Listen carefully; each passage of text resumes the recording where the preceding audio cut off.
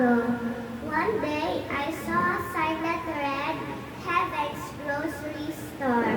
As I got a little closer, the door opened wide, and I found myself standing inside. I saw a host of angels. They were standing everywhere. One handed me a basket and said, My child, shop with care. Everything a human needed was in that grocery store. And if you couldn't carry it all, you could come back the next day for more.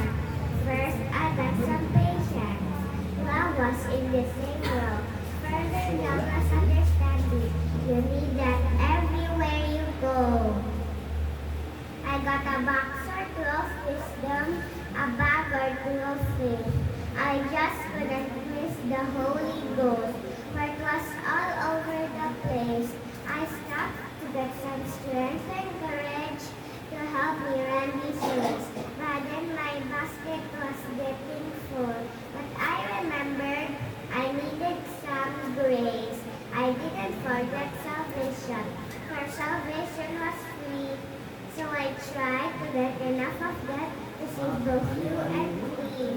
Then I started up to the counter to pay my grocery bill.